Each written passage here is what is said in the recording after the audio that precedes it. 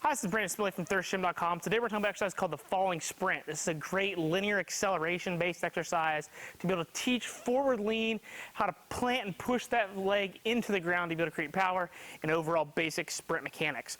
So this is great for youth athletes or anybody that has a problem with running, and as soon as they go to take off, they pop straight up and their chest is super vertical.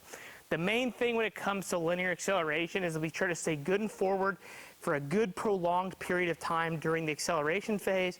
So then once we can start bridging up into max velocity, we can actually become more upright. As soon as we pull up, we're not able to get as much power pushed into the ground to get us forward. The main thing that we want to make sure that we do with the acceleration is that we're going forward, not up. So it's a very, very simple drill. You can perform it with probably any athlete, and they should be able to grasp the concept. And you really want to make sure they feel like they're falling. So hence why it's called a falling sprint. So wherever your line is or wherever you're having your kids start, what I like to do is I like to have my kids start up on their toes. Okay, that way I can make sure they get ready to lean forward good and well. If we start to feel like we're doing a circus trick with our feet good and flat, I want them to make sure they can really feel themselves fall forward.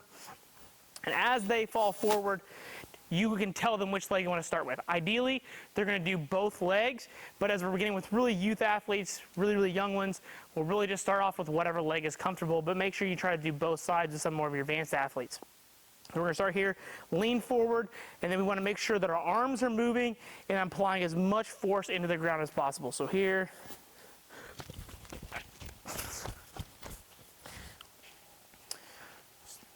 so again, we want to make sure we're coaching up the good forward lean, good hard plant into the ground, and really try to lean forward the whole time.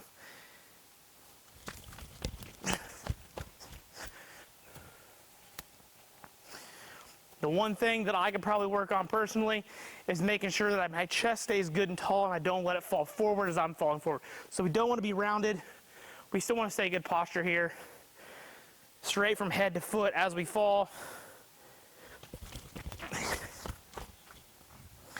And really just make sure we're feeling that forward lean. So you can program these for any kind of distance that you really want to. Knowing that we're working on acceleration, really we can do them more shorter. 15, 20 yards is probably fine. The reason we like to do the longer bases is just so we can get kids sprinting and try to get them into some max velocity as well. We don't have a ton of space. We only have limited time with certain of our athletes, so I think it's important that you kind of try to check multiple boxes.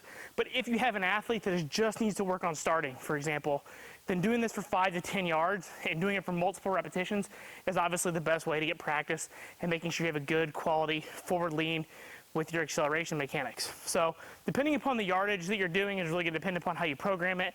If you're staying with the short distance, I think anywhere from 3 to 5 reps, honestly, is really good for about 3 to 4 sets. If you're going to go more of a actual long duration in terms of the distance, 20, 25, 30 yards, try to get some max velocity in there as well, then you're probably going to do 1 or 2 reps for up to 3 to 5 sets to be able to kind of get your volume in there. So again, a great basic sprint mechanic exercise, really working on torso angle falling, the falling sprint, and then also learning how to apply force into the ground to be able to move forward. So if you have any questions about the falling sprint, please feel free in the comment section. Thanks. Have a great day.